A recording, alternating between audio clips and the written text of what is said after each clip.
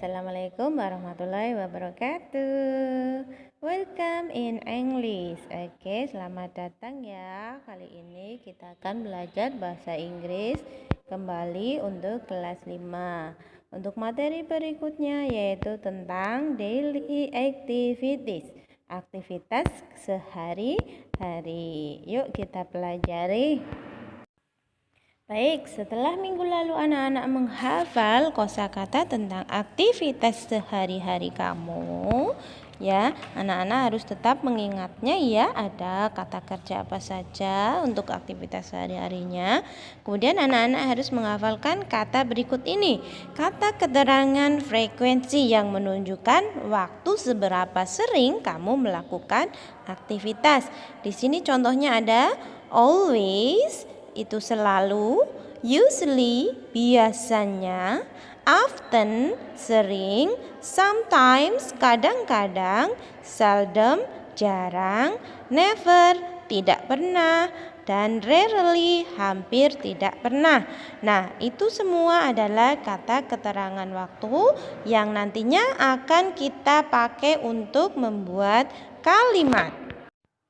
Baik, kita lanjutkan ke sentences. Sentences atau kalimat di sini untuk menyatakan atau mau ngomong, misalkan saya kadang-kadang bangun pukul 6. Nah, berarti di situ ada subjeknya, ada frekuensinya. Untuk frekuensi boleh ada, boleh tidak ya. Kemudian ada verbnya, kata kerja, aktivitas sehari-hari. Kemudian tambah keterangan yang lain kalau ada. Contoh di sini, saya kadang-kadang bangun pukul 6. Jadi bahasa Inggrisnya, I sometimes get up at 6 o'clock. Karena subjeknya jamak, berarti kata kerjanya tidak mendapatkan akhiran S. Beda lagi dengan contoh yang kedua. She usually gets up at 4:30. Karena subjeknya she atau tunggal, kata kerjanya mendapatkan akhiran S. Jadi gets up. Ya, itu bedanya. Kemudian contoh berikutnya, Akbar never takes bath in the morning. Akbar tidak pernah mandi di pagi hari. Berarti Akbar kata kerjanya mendapatkan akhiran S. Jadi takes a bath ya, karena Akbar itu tunggal. Diingat ya, kalau subjeknya jamak berarti kata kerjanya tanpa S. Kalau subjeknya tunggal berarti memakai S atau ES. Lanjut untuk bertanya aktivitas yang dilakukan, yaitu contohnya di sini, apa yang Akbar lakukan di waktu pagi? Contohnya seperti itu. Bagaimana caranya untuk pertanyaannya? Menggunakan kata tanya what, kemudian to be-nya ada do atau does, kemudian ada subjek. Sesuaikan ya. Untuk subjek jamak memakai to be do, untuk subjek tunggal memakai to be does. Kemudian ada frekuensi itu kalau ada. Kemudian kata kerja do.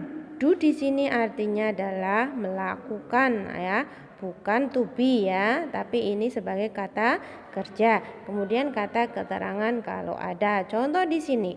What do they do in the afternoon? Apa yang mereka lakukan di waktu siang? Ya, di situ subjeknya they menggunakan to be-nya do. Dan cara menjawabnya yaitu ada subjek, ada frekuensi kalau ada, kemudian diikuti dengan kata kerja. Diingat untuk subjeknya jamak, kata kerjanya tanpa S. Kalau subjeknya tunggal, kata kerjanya ditambahkan S atau ES. Kemudian kata keterangan berikutnya. Contohnya, what do they do in the afternoon?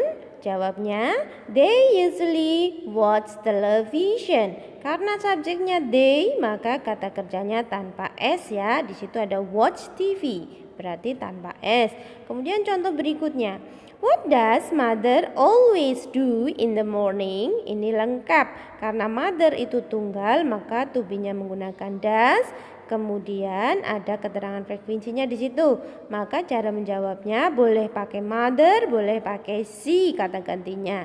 Contoh jawabnya, she always cooks the food. Kenapa Pak cooks-nya pakai S? Karena subjeknya itu tunggal ya, she di situ. Paham ya anak-anak? Selanjutnya anak-anak belajari yang di halaman 8 yaitu kata kerja yang seperti apa sajakah yang mendapatkan akhiran S dan akhiran ES. Di situ ada dibedakan ya di halaman 8 di buku bahasa Inggrisnya dibuka. Anak-anak pelajari sendiri itu ada kata-kata yang berakhiran S dan ES. Berikutnya untuk menegaskan, benar nggak sih? Contoh di sini, do they always watch television in the morning? Apakah mereka selalu nonton TV di waktu pagi? Kalau jawabannya ya benar, berarti jawabnya dengan yes they do. Kenapa pakai they? Karena yang ditanyakan subjeknya they. Kenapa pakai do? Karena to be yang ada pada kalimat tanya menggunakan do. Begitu seterusnya ya. Kalau subjeknya she ya ikutin she. Kalau to be-nya does ya ikutin does. Kalau is ya ikutin is. Kemudian kalau cara menjawab salahnya misalkan tidak benar, berarti jawabnya no they do not atau no they don't. Don't itu singkatan dari do not. Selanjutnya untuk bertanya waktu melakukan aktivitas. Berarti karena tanya waktu berhubungan dengan jam ya. Kemudian cara bertanyanya menggunakan kata tanya what time, jam berapa. Kemudian ada to be-nya do atau does, sesuaikan dengan subjeknya ya, jamak atau tunggalnya. Kemudian ada frekuensi kalau ada verb dan ada keterangan lain. Contoh di sini, what time does Akbar get up? Jam berapakah Akbar bangun tidur?